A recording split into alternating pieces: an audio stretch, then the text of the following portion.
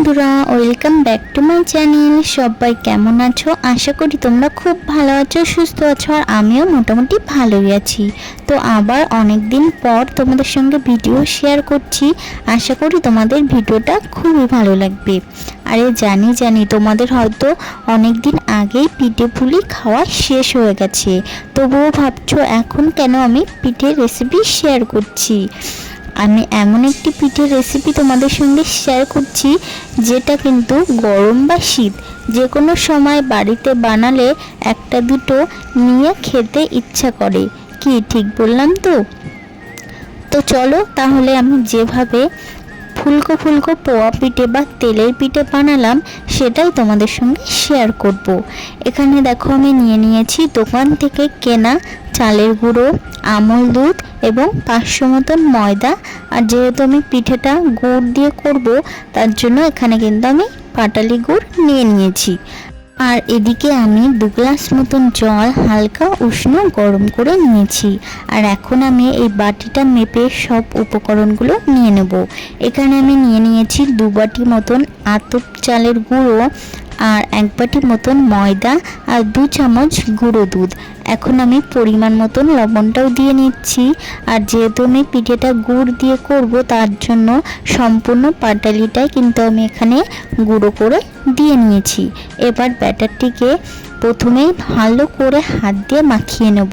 প্রথমে কিন্তু জল দিলে একদমই হবে না, মাখিয়ে তারপরে অল্প অল্প জল দিয়ে ভালো করে ব্যাটারটা মাখাতে হবে।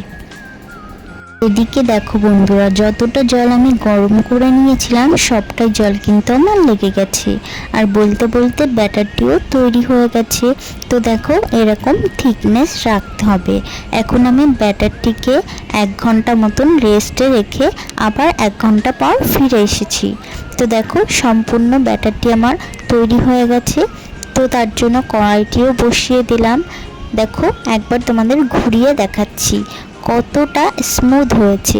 আর ব্যাটারটা যত ভালো করে তোমরা ফেটাবে ততটাই কিন্তু পিঠেটা ফুলকো ফুলকো হবে।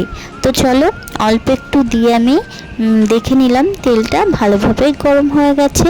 এখন আমি অল্প অল্প করে ব্যাটার নিয়ে পোয়া পিঠেগুলো ভেজে তুলে নেব।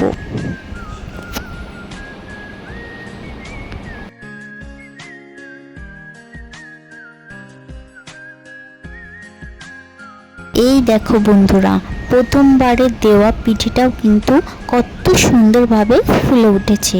আসলে কি বলো তো বন্ধুরা, প্রথম থেকেই প্রসেসগুলো যদি ঠিকঠাকভাবে করা যায় তাহলে কিন্তু পিঠেটা ফুলতে বাধ্য।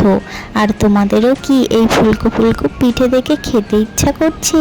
তাহলে চটপট একদিন বাড়িতে বানিয়ে ফেলো, নিজে খাও আর সকলকে খাওয়াও। আশা করি তোমাদের পিঠেগুলো আমার মতন পারফেক্ট হবে। তো চলো একে একে আমি সব পিঠেগুলো ভেজে নিয়েছি। আর এখানে দেখো আমার প্রত্যেকটা পিঠেই ফুটবলের মতন ফুলকো ফুলকো হয়েছে। তো বন্ধুরা, তোমাদের যদি ভিডিওটি ভালো লেগে থাকে তাহলে আমার চ্যানেলটিকে সাবস্ক্রাইব করে আমার পাশে থাকার অনুরোধ রইল। তো চলো একটা পিঠে তোমাদের হাতে তুলে দেখাই। তো এই দেখো বন্ধুরা কতটা নরম তুলতুলে হয়েছে। তো আজকের ভিডিওটা এখানেই শেষ করছি। টাটা।